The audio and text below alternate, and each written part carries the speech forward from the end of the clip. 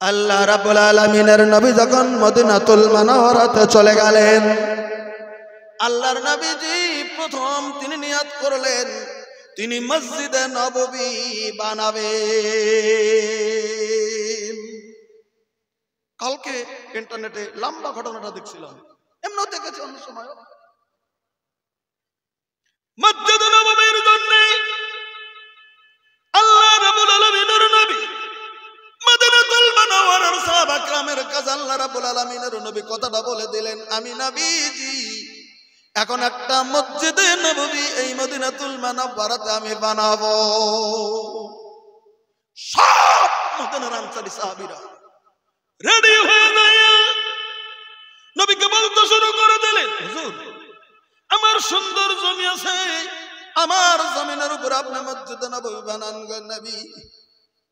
আর একজন বলতেছে, হুজুর উনি যা বলেছেন ওনার জমি থেকে আমার জমি আরো সুন্দর, আমার জমির উপর আপনি মসজিদে নববী বানান গো নবী।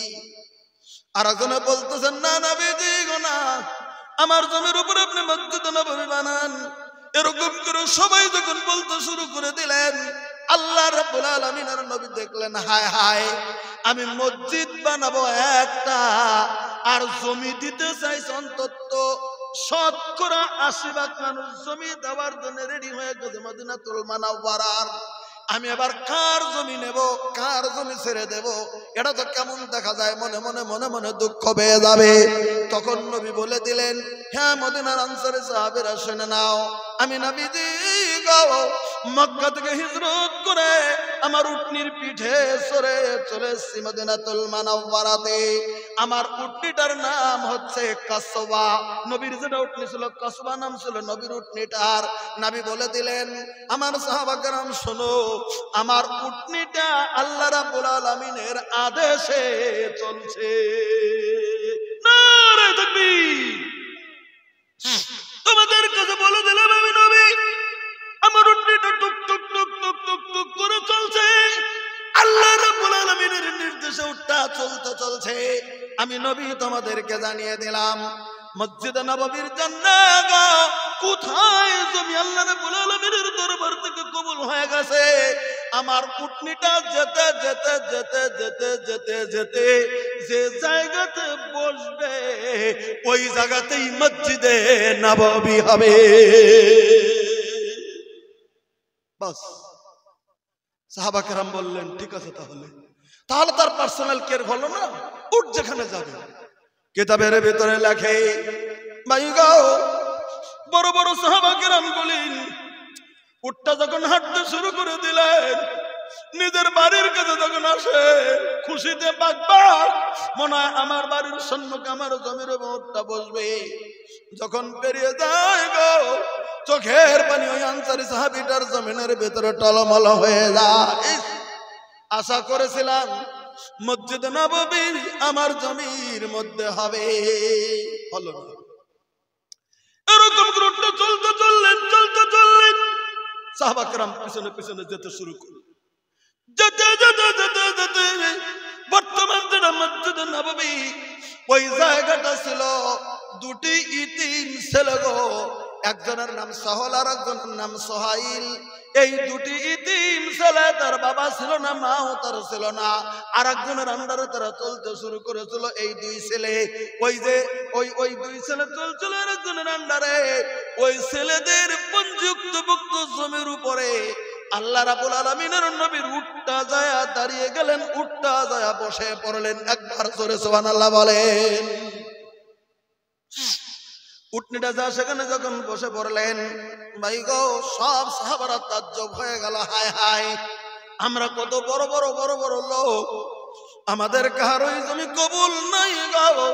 ইতিম দুটি ছেলে সহল সোহাইলের জমির উপর উটনিটা যায় বসে পড়েছে।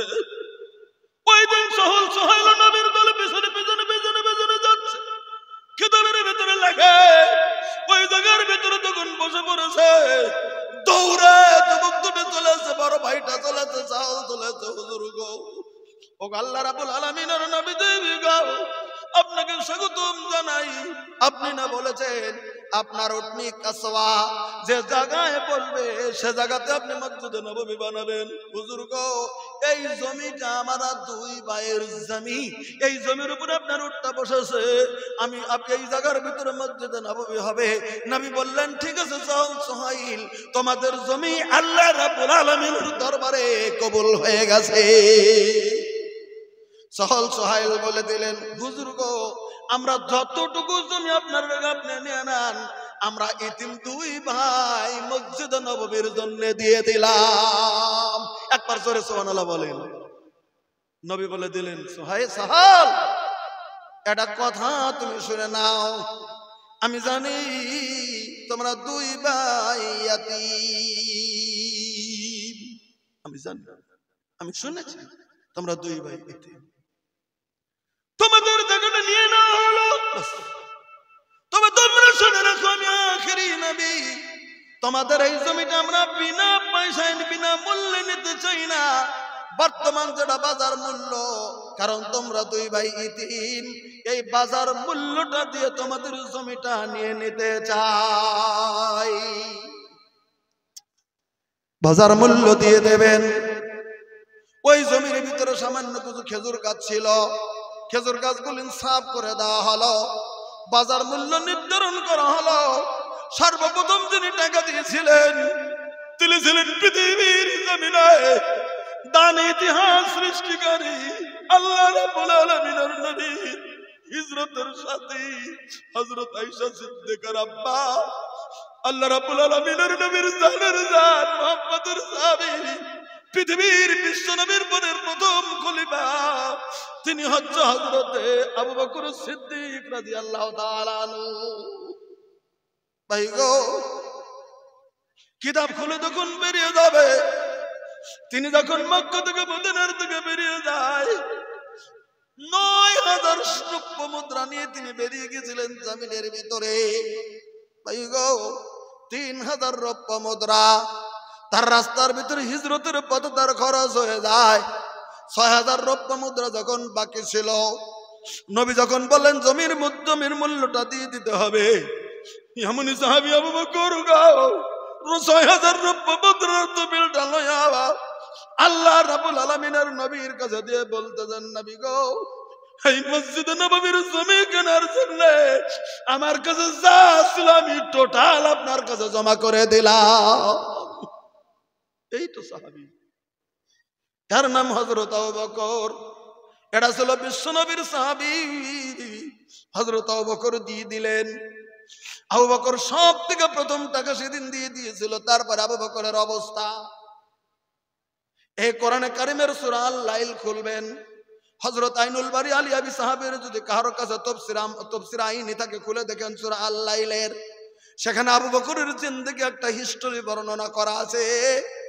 আবু বকর পৃথিবীর জমিনে কেমন ধরনের সাহাবী, জমিনের ভিতরে একটা আয়াত আল্লাহ রাব্বুল আলামিন বলেন, ফানজারতুকুম নারান তালাজ্জা লা ইয়াসলাহা ইল্লাল আশকাল্লাযী কাজ্জাবা ওয়া তাওয়াল্লা ওয়া সায়ুযান্নাবুহাল আতকা আল্লাযী ইউতি মালাহু ইয়াতাযাক্কা। এই আয়াতের ব্যাখ্যার ভিতরে বিভিন্ন মুফাসসিরিন কেরাম তুলে ধরেছেন, এই আয়াতটা নাজিল হয়েছিল পৃথিবীর জমিনে হযরত আবু বকর সিদ্দিক রাদিয়াল্লাহু তাআলা আনহুর শানে। বলবেন কেমন করে? ইতিহাসটা সেখানে তুলে ধরছেন হাফেজ শেখ আইনুল বারী তাফসীর আইনিতে ঘটনাটা লিখেছেন।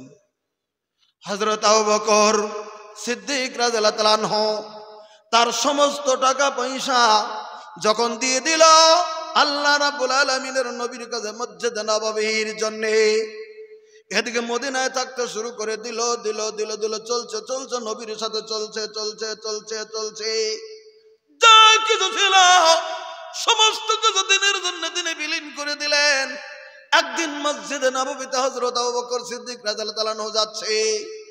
আবু বকর এত লজ্জাশীল ছিল, তিনি হযরত আবু বকর সিদ্দিক রাদিয়াল্লাহু তাআলা আনহু নিজের যে অভাবে তার শরীর পুড়ে যাচ্ছে, নিজের অভাবে তিনি কষ্টের উপর কষ্ট তিনি তুলে ধরছেন। একটা কথাও কোনোদিন কাহারই কাছে তিনি বলে নাই যে আমি আবু বকর আমার জমিনের ভিতরে কষ্ট হয়েছে, বলেন নাই। কেমন করে চলছেন? নাই কিছু। কোরআনের তাফসীরে লিখেছেন ওই দিন হযরত আবু বকর সিদ্দিক রাদিয়াল্লাহু আনহু সম্বলের ভেতরে ছিল তার একটা কম্বল আর একটা লুঙ্গি, মাত্র দুটো সম্বল। আবু বকরের কাছে যে একটা চাদর বা কম্বল আর ছিল একটা লুঙ্গি, এই হলো হযরত আবু বকরের সম্পদ। আর হযরত আবু বকরের কাছে কিছু নাই, সমস্ত বিশ্ব নবীর কাছে মসজিদে নববীর জন্য দিনের জন্য সব খরচ করে ফেলেছে। এই দুইটা কাপড় দিয়ে হযরত আবু বকর চলছে। নামাজ পড়ে কোন সময় লুঙ্গি যদি ভিজিয়ে দেয় ওই কম্বলটা পেঁচিয়ে তখন লুঙ্গিটা ভেজে, আবার কোন কোন সময় কম্বলটা ধুয়ে দেয় লুঙ্গিটা পরিধান করে নেয়, কম্বল গায়ে দিয়ে ওই লুঙ্গি পিনতে সব সময় মসজিদে নববীতে নামাজ পড়তে চলতেন হযরত আবু বকর। আচ্ছা বলেন তো, ওই দুইটাই যদি কাপড় হয়, একটা লুঙ্গি আর একটা কম্বল কতদিন যাবে? ওই যুগের কম্বলের সুতা ছিল নরম, কম্বলের সুতাটা রেখে রেখে রেখে রেখে ফেটে যায়, ছিঁড়ে গেছে। যখন ছিঁড়ে গেল হযরত আবু বকর সিদ্দিক রাদিয়াল্লাহু আনহু কম্বলটা গায়ে দিয়েছে, কিন্তু কম্বলের রেক সুতাগুলি যখন ছিঁড়ে যায় হযরত আবু বকরের শরীরের অঙ্গগুলি জমিনের মধ্যে বেরিয়ে যায়। গেঞ্জি টেঞ্জি তো নাই, শরীরের অংশ বেরিয়ে যায়। হযরত আবু বকর দেখলেন, ইস, আমি নামাজ পড়তে যাব, আমার শরীরের অঙ্গ যদি বেরিয়ে যায় কেমন দেখা যায়। হয়তো দোকান থেকে একটু সুতো কিনবে, সুই কিনবে, এই টাকাটা হযরত আবু বকরের কাছে নাই। আবু বকরের কাছে নাই, অথচ কোনো কিছুই নেই আবু বকরের কাছে। যখন দেখলেন নাই গো, সুই সুতো কেনার মতো ব্যবস্থা হযরত আবু বকরের নাই, তখন হযরত আবু বকর সিদ্দিক রাদিয়াল্লাহু আনহু তাও কাহাকেও বলে নাই যে আমার সুই সুতার প্রয়োজন আছে, আমার কাছে টাকা নাই, আমার কম্বলটা ছিঁড়ে গেছে, আমার চাদরটা ছিঁড়ে গেছে, এই কথাটা কাকেও হযরত আবু বকর সিদ্দিক রাদিয়াল্লাহু আনহু বলেন নাই। না বলে তিনি মনে মনে মনে থেকে চিন্তা করতে শুরু করে দিলেন, নামাজ পড়তে যাব অবস্থা যদি দেখে আমার একটু লজ্জা লাগছে। তিনি বিকাল বেলা আসর নামাজ পড়ার পরে তিনি মদিনাতুল মুনাওয়ারার একটা খেজুরের বাগানে একাই কম্বল পিন্দেই তিনি ঢুকে গিয়েছে।